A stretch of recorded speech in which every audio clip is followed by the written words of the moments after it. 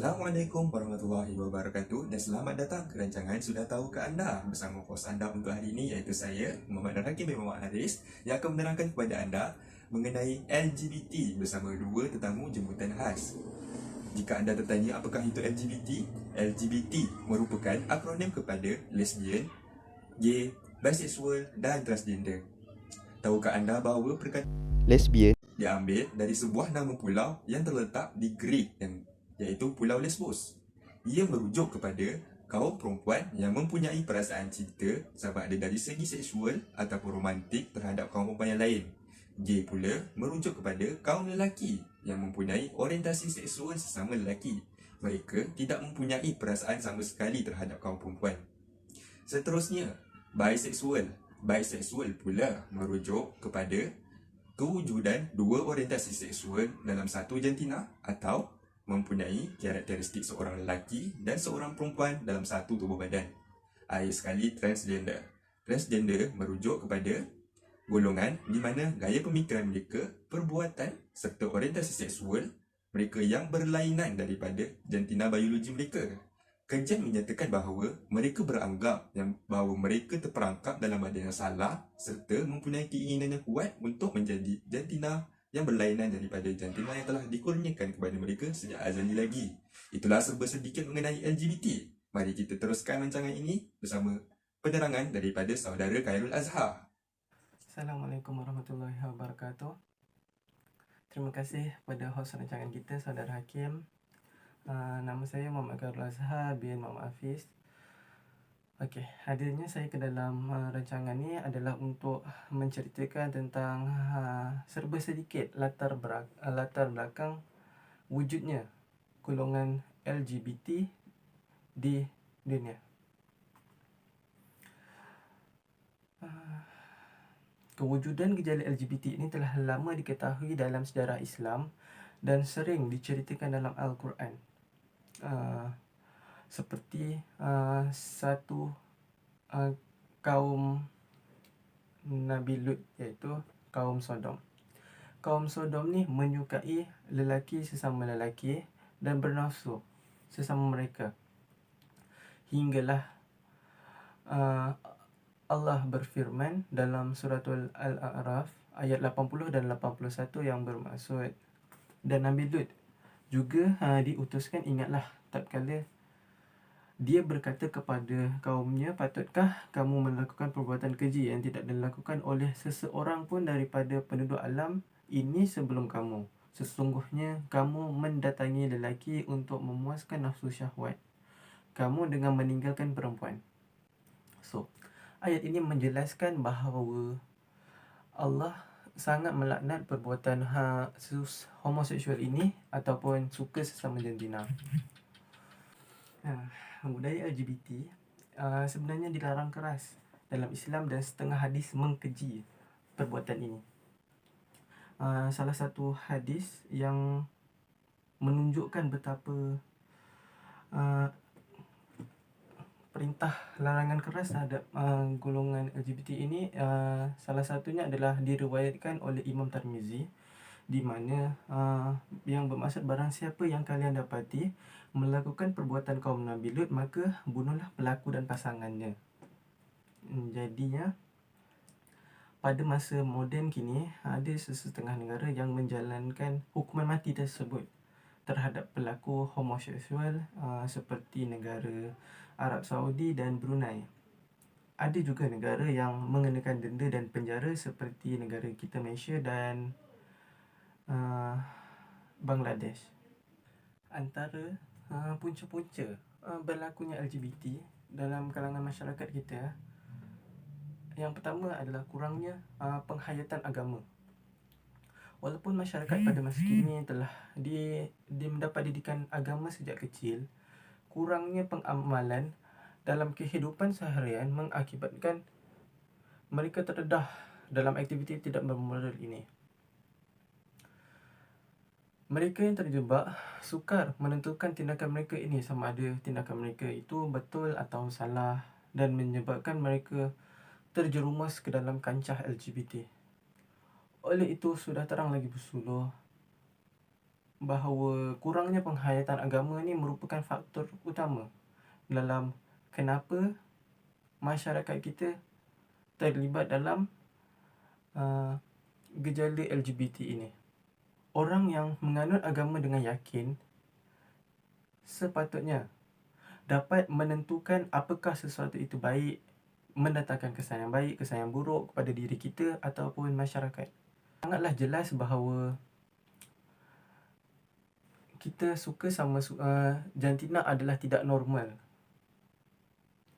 dan mendatangkan impak yang negatif kepada diri kita. Selain daripada kurangnya penghayatan agama, pengaruh media massa juga memainkan peranan dalam penularan gejala LGBT ini. Penggunaan internet dan media massa yang meluas pada masa kini telah mempromosikan aktiviti ini kepada lebih ramai orang. Penghasilan laman sosial yang berbagai-bagai seperti Twitter dan Instagram telah membantu mereka untuk mendapatkan kenalan yang suka sama sejenis secara atas talian.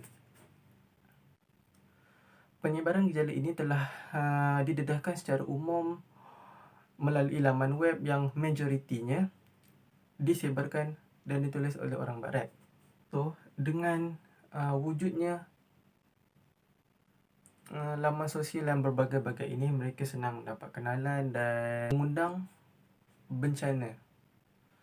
Situasi ini membawa kegelapan bagi golongan anak muda pada masa kini. Jika tidak dapat diberhentikan, dikhawatiri anak muda yang terlibat dengan fenomena ini akan terus meningkat daripada masa ke masa. Okey, jadi saya serahkan semula kepada host kita, iaitu Saudara Hakim. Ya, itu dia penerangan daripada Saudara Khairul Azhar. Mari kita teruskan slot kita pada hari ini dengan perkongsian mengenai fakta berkaitan dengan gejala LGBT yang telah berlaku di bumi yang kita berpijak ini. Tahukah anda, pada tahun 2004, di United Kingdom, sebuah organisasi yang dinamakan sebagai Straightway Foundation telah ditubuhkan bertujuan untuk membimbing dan memberikan dorongan kepada kaum Muslim yang mempunyai masalah nafsu songsang ataupun tertarik terhadap kaum sejenis. Straightway Foundation percaya bahawa setiap manusia pasti melakukan kesilapan dan pintu taubat akan sentiasa dibuka oleh Allah Subhanahu Wa Taala sehingga sebelum hari kiamat. Mereka berpegang kepada prinsip yang menyatakan bahawa hubungan lelaki perempuan merupakan langkah untuk manusia terus berkembang dan maju, serta kita perlu mengambil iktibar daripada kisah kaum Nabi Lut, iaitu kaum Sodom. Seterusnya, walaupun LGBT telah dilarang keras dalam Islam, namun terdapat segelintir kaum Muslim yang menyokong amalan terkutuk tersebut. Hal ini dibuktikan dengan penubuhan sebuah organisasi yang dinamakan sebagai Yayasan Al-Fatihah. Yayasan Al-Fatihah telah ditubuhkan oleh seorang warga Amerika berketurunan Pakistan yang bernama Faisal Alam pada tahun 1998. Yayasan Al-Fatihah mempunyai prinsip yang menyatakan bahawa homoseksualiti merupakan perasaan semula jadi dan menyatakan bahawa ayat Al-Quran tidak lagi relevan digunakan pada zaman moden ini. Mereka menyatakan bahawa Al-Quran hanya menghalang perbuatan berahi sejenis tetapi tidak menghalang perasaan cinta sejenis. Yayasan ini telah dikutuk keras oleh setiap organisasi Islam di seluruh dunia seperti Al-Muhajirun. Al-Muhajirun juga telah menjatuhkan hukuman fatwa murtad terhadap ahli-ahli organisasi Yayasan Al-Fatihah. Daripada ancaman tersebut, ahli-ahli organisasi terbabit telah menyembunyikan identiti mereka. Dan pada tahun 2011, organisasi ini telah bubar kerana pemimpin-pemimpin tidak dapat lagi memelihara Yayasan Al-Fatihah setelah Faisal Alam meletakkan jawatan beliau.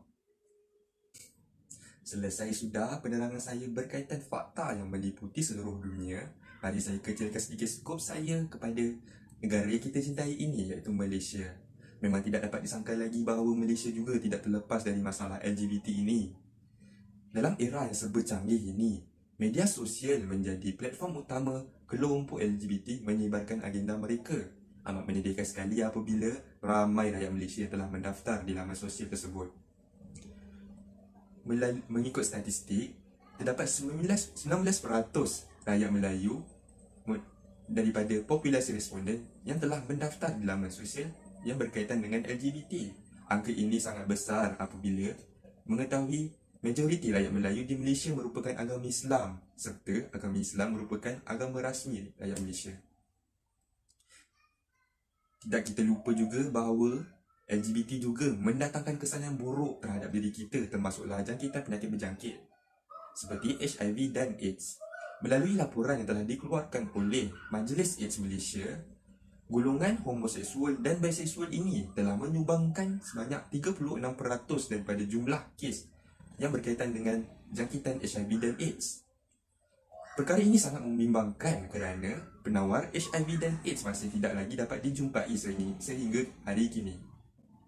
Akhir sekali, walaupun agama Islam merupakan agama rasmi negara Malaysia, ia juga tidak terlepas daripada tuntutan pembelaan hak LGBT. Perkara ini berlaku pada tahun 2013 di mana satu pakatan masyarakat sivil yang dinamakan sebagai Komanggo telah menuntut hak pembelaan golongan LGBT.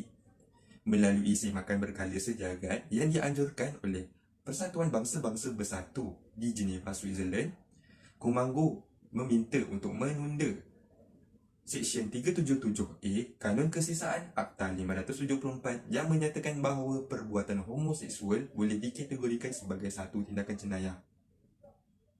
Mereka berhujah menyatakan bahawa undang-undang tersebut tidak boleh diguna pakai kerana tidak selari dengan peredaran zaman. Selain itu, Komanggo juga meminta untuk hak SOGI iaitu Sexual Orientation and Gender Identity diguna pakai dan diterima di Malaysia. Hal ini supaya LGBT dapat diiktirafkan secara rasmi di Malaysia sebagai satu hak-hak asasi manusia sejagat. Itulah saja fakta daripada saya. Marilah kita teruskan slot kita mengenai kesan dan usaha untuk menangani gejala LGBT yang akan diterangkan oleh saudara Aiman. Terima kasih ya Encik Hakim. Bismillahirrahmanirrahim. Jadi usaha-usaha yang boleh dilakukan oleh pihak yang bertanggungjawab seperti kerajaan dan badan bukan kerajaan, mereka boleh membina pusat bimbingan dan pemulihan sahsiah seperti Yayasan Ihtimam Malaysia dan juga MAIS, iaitu Majlis Agama Islam Selangor. Mereka yang ditempatkan di sini adalah mereka yang ingin bertaubat dan kembali ke pangkal jalan. Jadi mereka diberikan pendidikan seperti didikan agama dan juga moral yang diciptakan khusus dan khas untuk mereka. Selain itu, pihak kerajaan dan badan bukan kerajaan boleh membuat kempen kesedaran tentang keburukan LGBT ini yang khususnya kepada golongan remaja, kerana golongan remaja adalah golongan yang mudah terpengaruh dengan perkara-perkara yang baru ini, termasuklah LGBT.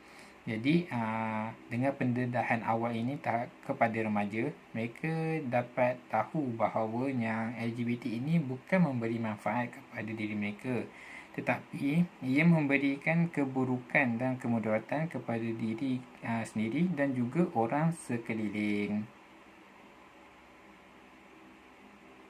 Selain itu, masyarakat pula perlu memainkan peranan mereka dengan memberi peluang kedua kepada mereka yang sudah bertaubat atau kembali ke pangkal jalan ini. Kerana mereka yang sudah bertaubat ini, mereka memerlukan bimbingan dan sokongan daripada orang lain untuk mereka meneruskan hidup mereka. Dengan adanya bimbingan dan sokongan daripada masyarakat setempat, mereka akan rasanya diri mereka ini masih diperlukan dan berguna untuk masyarakat, dan mereka juga mampu beristiqomah untuk meninggalkan perkara songsang ini, kerana mereka yang sudah terjebak dengan perkara LGBT ini memang susah untuk meninggalkannya. Seterusnya, kita boleh mencegah secara awal tentang pengaruh LGBT ini melalui ibu bapa. Hal ini kerana golongan yang telah terjebak dalam LGBT ini adalah berpunca daripada perasaan kesunyian dan keseorangan. Hal ini kerana ibu bapa mereka yang telah mengabaikan mereka dan juga tiada masa untuk mereka. Jadi sebagai ibu bapa kita perlulah meluangkan masa dengan keluarga dan anak-anak supaya kita tahu tentang perkembangan anak-anak. Jadi dengan cara ini anak-anak dapat berkongsi tentang masalah mereka hadapi. Jadi ibu bapa boleh memberi cadangan atau cara penyelesaian masalah tersebut kepada mereka. Jadi mereka akan merasakan bahawa ibu bapa lah tempat mereka bergantung hidup dan mereka rasa selamat di bawah bimbingan ibu bapa mereka. Selain itu juga, ibu bapa boleh memberikan didikan agama sejak kecil lagi kepada anak-anak mereka. Supaya dari kecil lagi anak-anak mereka tahu bahawa perkara baik dan perkara buruk dan juga perkara yang bercanggah dengan agama kita. Jadi dengan secara tak langsung anak-anak dapat menjauhkan diri dari segala unsur-unsur berkaitan yang boleh terjerumus kepada LGBT ini dari kecil lagi. Selain seterusnya, ibu bapa boleh memantau anak-anak mereka ketika bermain telefon pintar ataupun gadget-gadget elektronik. Lagi-lagi pada waktu pandemik ini, semua golongan daripada kanak-kanak sampailah remaja sudah mempunyai gadget masing-masing kerana waktu pandemik inilah mereka menjalankan pembelajaran secara atas talian. Jadi mereka ibu bapa perlu memantau mereka semasa mereka menggunakannya, sama ada mereka menggunakannya antara untuk belajar ataupun untuk lain. Jadi ibu bapa perlu berada masa mereka menggunakan panti tersebut untuk memantau adakah mereka ini betul-betul menggunakan gadget tersebut untuk pembelajaran. Jadi ibu bapa boleh membuat langkah awal untuk membuat sekatan kepada pengeluaran iklan-iklan yang tak sepatutnya di laman sesawang berikut supaya anak-anak mereka tidaklah tertekan kepada iklan itu yang membawa langsung ke sesawang yang tidak sepatutnya. Jadi itulah usaha-usaha yang boleh dilakukan untuk mencegah pengaruh LGBT ini di kalangan masyarakat dan dalam negara Malaysia.